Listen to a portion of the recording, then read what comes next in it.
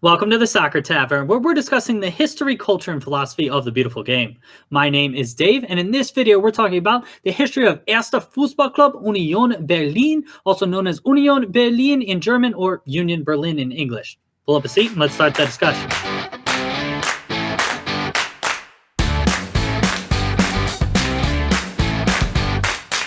Union Berlin is located in the southeastern part of the German capital city of Berlin. Berlin is located in the northeastern part of Germany. The club currently play in the Bundesliga, and its home ground is called the Stadion an der Alten Försterei, which translates as Stadium at the Old Forest Warden's Lodge. The stadium opened in 1920 and currently holds about 22,000 people, but the club plans to expand to about 37,000 people in the near future. Union can trace its origin to 1906. During this year, there were three separate clubs that existed in the area of Oberschöneweide, which was a suburb of Berlin at the time. Members of the three clubs recognized that they couldn't survive individually, so they met on June 17, 1906 at the Grosskopf restaurant on Luisenstraße to form Sportclub Olympia Oberschöneweide. The club would go through some mergers and name changes in its early years. On February 20th, 1909, the club was officially renamed Sportclub Union 06 Oberschöneweide after one of these mergers. It was the first time Union was associated with the club. After the Second World War, the Allies dissolved all existing clubs and forced them to take on different names. So, FC Union 06 Oberschöneweide became Sportgemeinschaft Oberschöneweide in 1945. In 1948, the clubs were allowed to restore their original names, and the club added Union back to its name to become Sportgemeinschaft Union Oberschöneweide. The club would go through even more mergers and name changes over the next 20 years or so before finally becoming its current name of Erster Fußballclub Union Berlin on January 20th, 1966. The club's colors also became red and white with this name change, which are its current colors. Union Berlin's two nicknames are more or less the same. The club is nicknamed either Die Eisernen or Eisern Union. These two nicknames mean the Iron Ones or Iron Union in English. Both nicknames feature the German word Eisern, meaning iron in English. This nickname came about because the club was previously nicknamed Schlosserjungs, which means metalworker boys in English. The Schlosserjungs nickname was a reference to the club's blue kits worn in its early years, resembling the same uniforms worn by local metal workers in Oberschöneweide.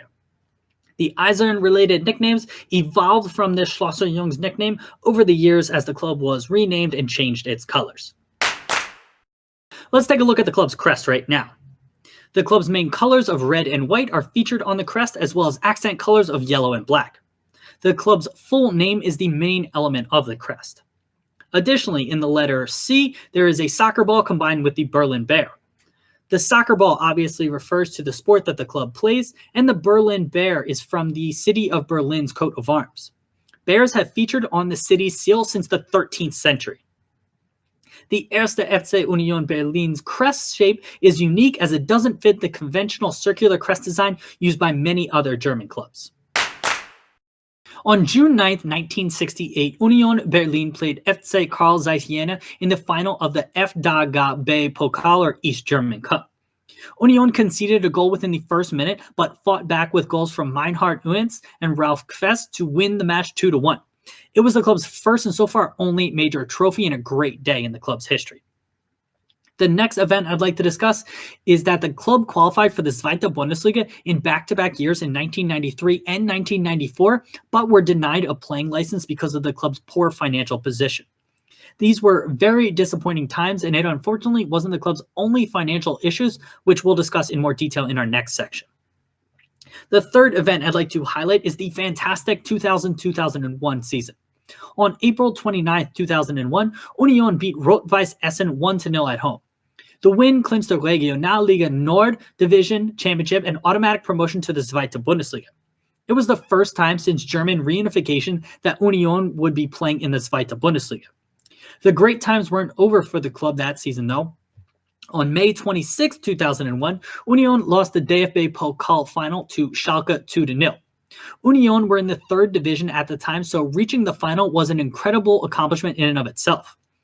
Though Union lost the final, the club qualified for the UEFA Cup, which is now known as the Europa League, because Schalke had already automatically qualified for the Champions League that season. Union became the first and so far only third-tier club to qualify for the UEFA Cup/Europa League. The 2000 to 2001 season was a great one for the club. And the final events I'd like to highlight are from the 2018-2019 Zweite Bundesliga season. Union finished the season in third place in the league, which meant it'd have a promotion playoff against the 16th place finisher from the Bundesliga, VfB Stuttgart. On May 23, 2019, Union drew 2-2 away at Stuttgart. 4 days later, on May 27th, the club held Stuttgart to a 0-0 draw at home. That meant Union would advance on the away goals rule and would become just the third lower division side to win the playoff against a Bundesliga club since the playoff was reintroduced in the late 2000s. It was an historic day for the club, as it meant the club would be playing in the Bundesliga for the first time ever. There are so many incredible stories about FC Union Berlin supporters. For time purposes, I'm only going to mention a few of them here, but you should definitely look into the club and its supporters in more detail. In 2004, the club was on the verge of bankruptcy. Fans decided to help raise money for the club by donating blood to local hospitals and giving the money received from the hospitals to the club. The campaign was called Bluten for Union, or Bleeding for Union in English. Incredible stuff. Then in 2008, the club was still in a bad financial position and needed to renovate its stadium to secure a playing license for the third division.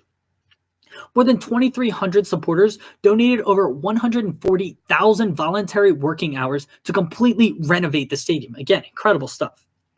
Additionally, while all Union Berlin supporters are passionate, probably the most passionate sit in the Waldseite, or far side of the stadium behind the one goal. In the Waldseite, if people are using their phone or other recording devices too much, they're asked to relocate to another part of the stadium. People in the Waldseite are expected to be focused on and passionately supporting Union Berlin for the entire match. It should also be noted that this is kind of the case all over the stadium, as Union supporters want people focused solely on the game and supporting the Eisernen. Lastly, the supporters' famous chant is Eisern Union. One side of the stadium will call it Eisern, and the other side will respond with Union. The chant will go back and forth between the two sides before everyone applauds at the end. Günther Höge was nicknamed Jimmy Höge and was a fantastic dribbler who was a crowd favorite. He actually played at one of 1. FC Union Berlin's predecessor clubs starting in 1964 and was forced into an early retirement in 1970 after going binge drinking with an ex-coach. Before retiring, Jimmy became the first ever East German national team player to come from Union Berlin, and he helped lead Union to their 1968 East German Cup win. Lutz Händel was nicknamed Mater and joined Union Berlin as a youth player in 1968. He'd make his first team debut in the spring of 1976, and the midfielder would play many matches for Union Berlin across 2 stints with the club. Händel was twice voted Unioner of the Year by fans and is the club's all-time record appearance holder. Wolfgang Matthijs was a goalkeeper for many years at FC Union Berlin, debuting in 1974. He'd have 3 different stints with the club and was voted Unioner of the Year by fans on 4 different occasions. In 2006, fans voted Matthijs as the most valuable player in the club's entire history. He is unquestionably a club legend. And the final player I'd like to discuss is Karim Benyamina. Nicknamed Big Ben, Benyamina joined the club in 2005 in the summer immediately after it had been relegated to the 4th division. Benyamina would lead the club out of the 4th division in his first season and would be a key player at the club as it reached the Zweite Bundesliga in 2009.